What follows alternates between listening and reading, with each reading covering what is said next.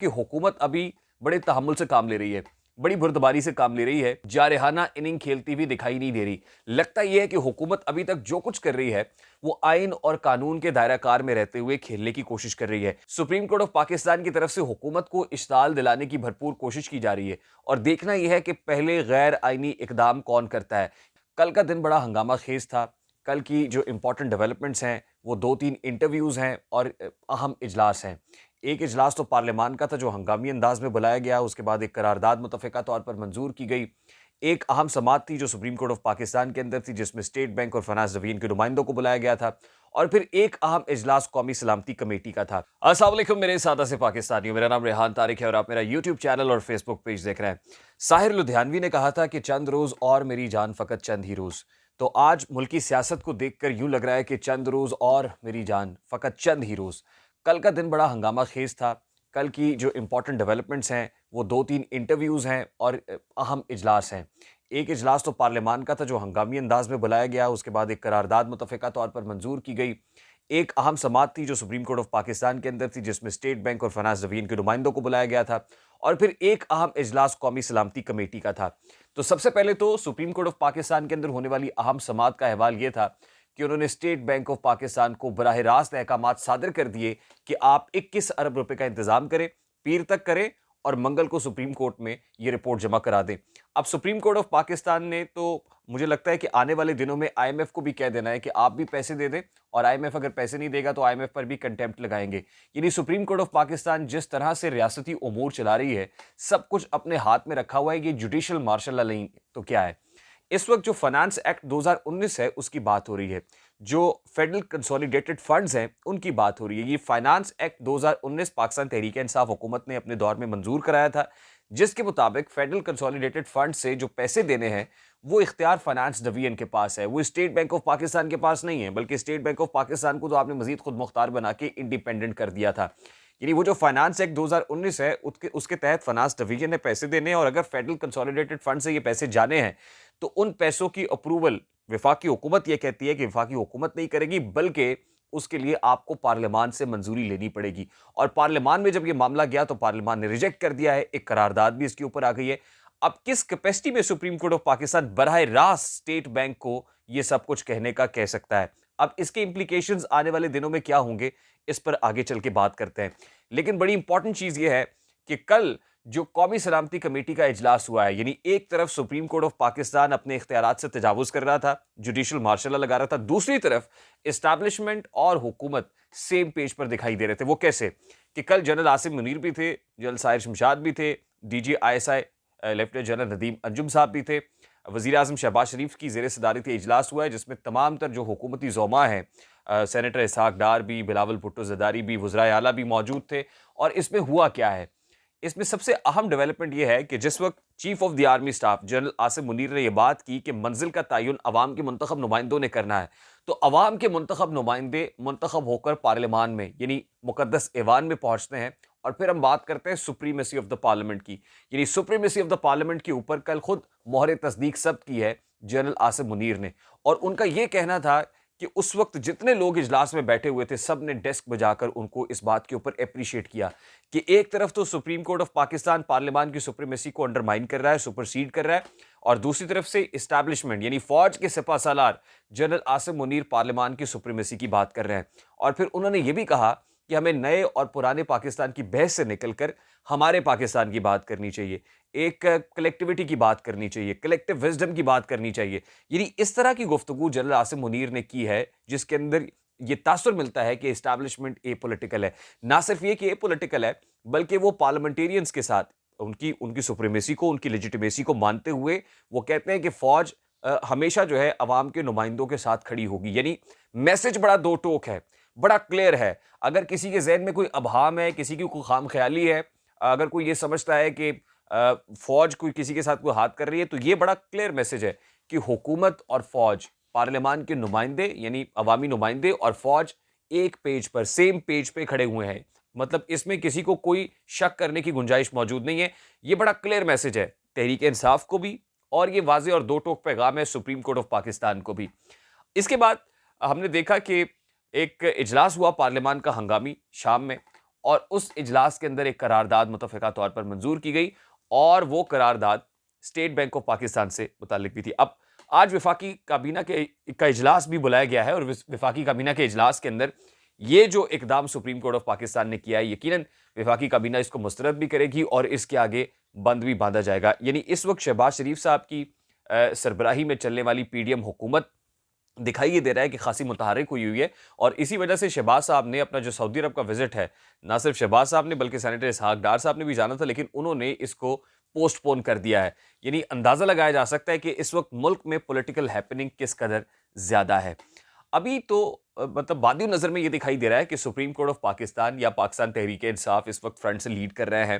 یا اس وقت وہ جو کچھ کر رہے ہیں اپنی مرضی کے فیصلے کرا رہے ہیں۔ انہوں نے باؤنڈ کر دیا اسٹیٹ بینک کو، وہ پیسے بھی لے آئے گا، 21 ارب کا انتظام بھی ہو جائے گا اور پنجاب کے اندر الیکشنز بھی ہو جائیں گے۔ لیکن یہ اتنی سادہ بات نہیں ہے اور نہ ہی ایسا ہوتا ہوا دکھائی دے رہا ہے۔ میں یہ کیوں کہہ رہا ہوں؟ میں اس لیے کہہ رہا ہوں کہ حکومت ابھی بڑے تحمل سے کام لے رہی ہے، بڑی بردباری سے کام لے رہی ہے، ابھی بڑی ہومیوپیتھیسٹی کے ساتھ کام لے رہی ہے، جارحانہ اننگ کھیلتی ہوئی دکھائی نہیں دے رہی۔ لگتا یہ ہے کہ حکومت ابھی تک جو کچھ کر رہی ہے وہ آئین اور قانون کے دائرہ کار میں رہتے ہوئے کھیلنے کی کوشش کر رہی ہے۔ کوئی ایسا انتہائی اقدام حکومت نہیں اٹھانا چاہتی،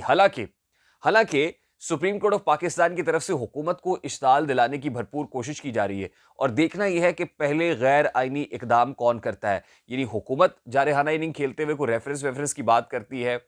لوگوں کو باہر نکالنے کی بات کرتی ہے، سپریم کورٹ کے ججز کا دھڑن تختہ کرنے کی بات کرتی ہے، یا سپریم کورٹ کی طرف سے پہلے کوئی کنٹیمپٹ والا جو معاملہ ہے وہ انیشیٹ کیا جاتا ہے۔ یعنی یہ گیم آف نروز ہے، اور اس گیم آف نروز کے اندر بظاہر یہ لگ رہا ہے کہ حکومت بڑی ڈیفینسو ہے، لیکن حکومت ایک اسٹریٹجی کے تحت، ایک حکمت عملی کے تحت بڑے تدبر کا مظاہرہ کر رہی ہے۔ نہ صرف تدبر بلکہ بڑے تحمل کا مظاہرہ بھی کیا جا رہا ہے، اور وہ اس لیے کیا جا رہا ہے کہ اس وقت جو پاکستان کی اکنامک سچویشن ہے اس میں آئی ایم ایف کے ساتھ جو ہمارے معاملات ہیں اب لگ یہ رہا ہے کہ بڑے میچور ہونے کے قریب ہے، یعنی فائنل سٹیجز کے اوپر ہے۔ وہ اس لیے ہے کہ جو گارنٹیز کل ہمیں یو اے ای کی طرف سے آئی ہیں، سعودی عربیہ کی طرف سے آئی ہیں، چینی کمرشل بینکس کی طرف سے جو $500 بلین رہتا تھا وہ بھی آ گیا ہے۔ اس کے بعد یہ جو شیورٹیز جو ایک پری کنڈیشن تھی آئی ایم ایف کی کہ پہلے آپ دوست ممالک سے پیسوں کی یقین دہانی کرائیں، اس کے بعد ہم آپ کو $1.2 بلین کی ٹرانچ دیں گے۔ تو اب یقین دہانی جب آ گئی ہے تو اب کوئی چارہ نہیں ہے آئی ایم ایف کے پاس کہ وہ $1.2 بلین کی جو ٹرانچ ہے وہ اس کو ایشو کرے، اور آئی ایم ایف کا ممبر ہے اوبویسلی پاکستان۔ ایسا نہیں ہو سکتا کہ اتنا زیادہ پریشر جو ہے اس کے باوجود اب آئی ایم ایف پھر کوئی اس کو پرلونگ کرے یا ڈیلے کرے، ادروائز تو یہ پھر بڑا اسٹریٹجک نوعیت کا معاملہ ہو جائے گا، اور اس میں صاف نظر آئے گا کہ جو عالمی اس وقت صف بندی ہو رہی ہے اس کے اندر شاید آئی ایم ایف امریکہ کے زیر تسلط اور زیر اثر کام کر رہا ہے۔ لیکن ایسا ہوتا ہوا at this point in time کم از کم مجھے دکھائی نہیں دے رہا ہے۔ مجھے یہ لگ رہا ہے کہ عید کے بعد اس حکومت کے لیے اچھی خبریں آنے کا سلسلہ شروع ہو جائے گا، اس سے زیادہ دور کی بات نہیں ہے۔ یہ چند روز کی بات جب میں نے کی ہے اور سائر لدھیانوی کو کوٹ کیا ہے کہ چند روز اور، تو اس کا مطلب یہ ہے کہ بس اب چند دنوں کی بات ہے، چند ہفتوں چند مہینوں کی بات بھی نہیں ہے بلکہ چند دنوں کی بات ہے، اور یہ پہیہ آپ کو الٹا گھومتا ہوا دکھائی دے گا۔ اور آپ دیکھیں گے کہ سپریم کورٹ آف پاکستان میں بیٹھے ہوئے وہ ججز جو اس وقت تکبر کے اندر، غرور کے اندر فرعون بن کے فیصلے کر رہے ہیں، آنے والے دنوں میں یہ جو انتہائی اقدام اٹھائے گئے ہیں، اور میں یہ کہوں گا جو غیر آئینی اقدام اٹھائے گئے ہیں اور ود ان اے بینچ جنہوں نے ڈویژن کو مزید گہرا کیا ہے، اب ان کے احتساب کا وقت بھی بہت قریب آن پہنچا ہے۔ یعنی جن کو یہ لگ رہا ہے نا کہ سپریم کورٹ آف پاکستان ملک کے تمام فیصلے کرے گی اور ان کے کہنے پہ الیکشنز بھی ہو جائیں گے، ان کے کہنے پہ عمران خان کو 2/3 اکثریت دلوا کر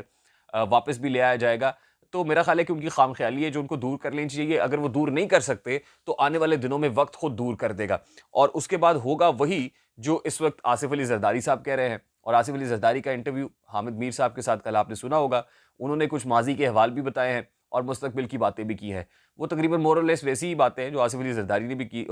رانا ثناء اللہ صاحب نے بھی کی تھی، اور وہ یہ کہتے ہیں کہ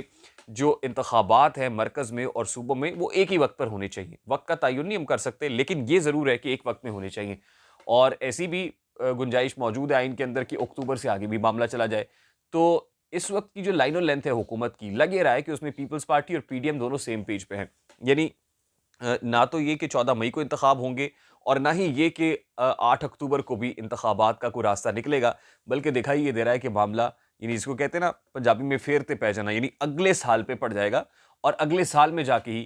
جو ہے وہ کچھ ہوگا۔ اور اس کے لیے جو بیک ڈور رابطے ہیں، مطلب ظاہر ہے اسٹیبلشمنٹ بھی اس وقت یہی کہہ رہی ہے در پردہ کہ آپ لوگ بات چیت کریں، جو پولیٹیکل سٹیک ہولڈرز ہیں وہ بات کریں اور باتوں سے بات کر کے ہی، ڈائلاگ کر کے ہی، ٹیبل پہ بیٹھ کے ہی اس مسئلے کا حل نکالیں، اس کے علاوہ کوئی حل نہیں ہے۔ اور اس میں آصف علی زرداری صاحب کی پارٹی نے جو 3 رکنی کمیٹی بنائی ہوئی ہے، اب وہ 3 رکنی committee back door Pakistan Tehreek Insaf کے ساتھ رابطے بھی کر رہی ہے۔ اس میں اسد عمر صاحب بھی ہیں، دوسری طرف سے اسد کیسر صاحب بھی ہیں، اس میں پرویز خٹک صاحب بھی ہیں، ان کے ساتھ بات چیت ہو رہی ہے۔ اور آنے والے دنوں میں یہ پتا چلے گا کہ ایک کنسنسس پہ یہ پہنچ گئے ہیں، ایک نتیجے پہ پہنچ گئے ہیں، اور ایک مڈل وے تلاش کر لیا گیا ہے، اور اس مڈل وے کے اندر بھی 14 مئی اور 8 اکتوبر کو الیکشنز نہیں ہوں گے، الیکشنز اکٹھے ہوں گے، اور درمیانی راستہ پولیٹیکل سٹیک ہولڈرز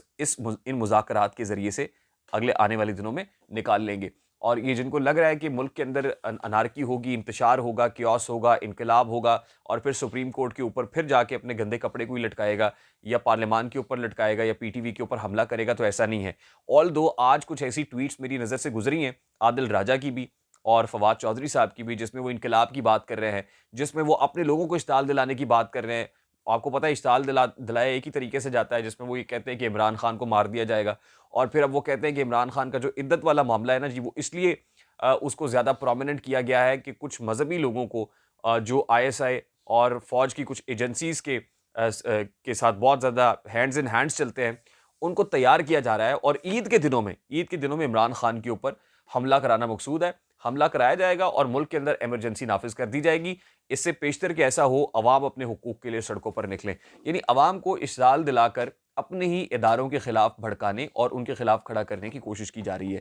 اب آج کور کمانڈرز کانفرنس ہوئی ہے، اور اس کور کمانڈرز کانفرنس کے اندر یہ کنسنسس ڈیولپ کیا، یعنی فوج اس پہ سیم پیج کے اوپر ہے کہ ملک میں جو دہشت گرد عناصر ہیں، یا ملک میں ڈیوائیڈ پیدا کرنے والے جو لوگ ہیں، ان کے خلاف زیرو ٹالرنس پالیسی ہوگی۔ اس کے اوپر ایک کنسنسس ہے، کیونکہ آئی ایس پی آر کی طرف سے اس کور کمانڈرز کانفرنس کا جو اعلامیہ آیا ہے، اس کے اندر واضح کر دیا گیا ہے کہ اس وقت فوج فوکسڈ ہے ملک میں دہشت گردی کا کلا کما کرنے کے لیے۔ تو اس لیے وہ لوگ جو ملک سے باہر بیٹھ کے ایسا پلان بنا رہے ہیں کہ رینک اینڈ فائل میں ڈیوائیڈ کی جائے، اور پھر آپ نے دیکھا ہوگا کہ